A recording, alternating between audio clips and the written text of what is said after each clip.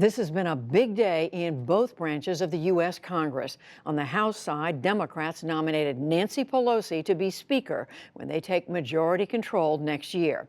But with 32 votes against her in her own caucus, she has work to do to win over enough votes when the full House votes in January. Pelosi acknowledged that and calls for new leadership, but said today's vote was a big boost. I'm talking about scores of members of Congress who just gave me a vote, are giving me a vote of confidence. That is where our focus is. Are there dissenters? Yes, but I expect to have a powerful vote as we go forward. Pelosi vanquished several would-be challengers to prevail today. She was Speaker once before and is the only woman to ever hold the position. On the Senate side, the Trump administration touched off a new storm of criticism over the killing of Saudi writer Jamal Khashoggi. It began when two top officials showed up for a briefing, but a third did not. Congressional correspondent Lisa Desjardins begins our coverage. In the basement of the Capitol, senators arrived for a tense and critical briefing. Two topics: U.S. support of the Saudi-led war against Houthi rebels in Yemen, and the murder of journalist Jamal Khashoggi in October. Multiple outlets have reported the CIA believes Saudi Crown Prince Mohammed bin Salman ordered the assassination. Hi, everybody. But CIA Director Gina Haspel was not at today's briefing, something infuriating both parties. It's outrageous that the Senate can be stonewalled from hearing from the CIA director.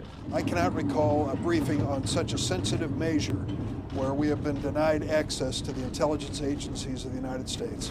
Republican Senator Lindsey Graham, often an ally of the president's, has broken with him on Mohammed bin Salman, or MBS, and says he will withhold his vote on other issues to try to get answers. I'm talking about any key vote. Anything that you need me for to get out of town, I ain't doing it until we hear from the CIA. Secretary of State Mike Pompeo, who helped lead the briefing, did not answer why the CIA director was absent. I was asked to be here, and here I am. It is a critical moment. Saudi issues have forged an unusual alliance between some Senate Republicans like Mike Lee of Utah and independent Bernie Sanders. They co-authored a resolution to end U.S. support of Saudi action in Yemen. The passage of a few months has allowed people to think about this a little bit more, has allowed people to see the war progressing, continuing to result in a lot of awful casualties, including casualties of a lot of innocent civilians and children. Pompeo defended Trump administration policy. We are on the cusp of allowing the U.S. envoy Martin Griffiths to, in December, gather the parties together and hopefully get a ceasefire in Yemen, something that we have diplomatically been striving for months. And so it is the view of the administration, Secretary Mattis and myself, that passing a resolution at this point undermines that. As for the Saudi Crown Prince, Pompeo told senators, there is no direct reporting connecting the Crown Prince to the order to murder Jamal Khashoggi. But several Republicans were unswayed. And I think we all know what the truth is, that if he wasn't directly involved, he certainly knew of it. And the intelligence agents that we are sanctioning and that we are saying were involved are under his direction.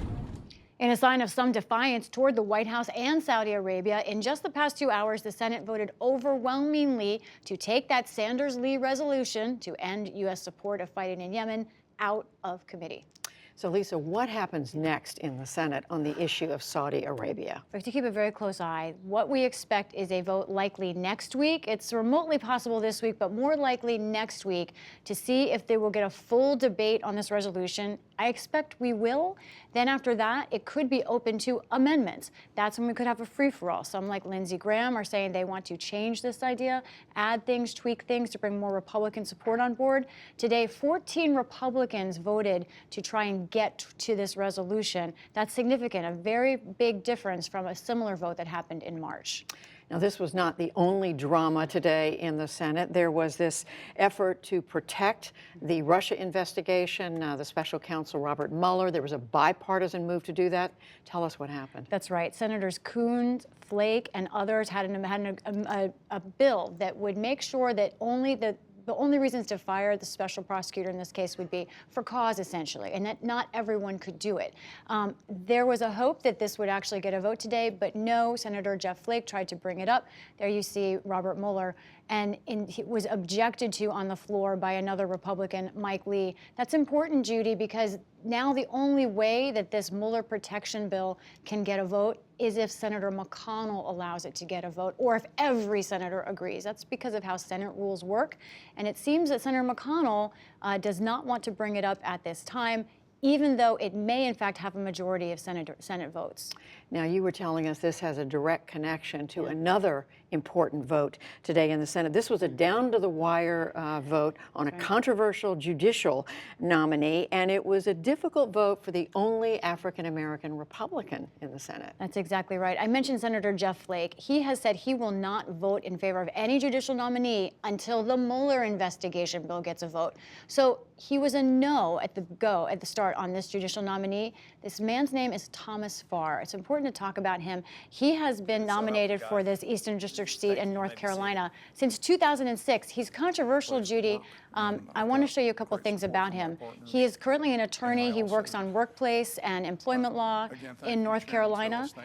And you see, one of the issues with him is that he has worked for years for stricter voting laws, including identification and other laws in North Carolina that courts have found targeted minorities. He also worked for Jesse Helms' Senate campaign at one point, which sent out postcards telling African Americans that they were not eligible to vote falsely. So he's very controversial, but the president supports him today.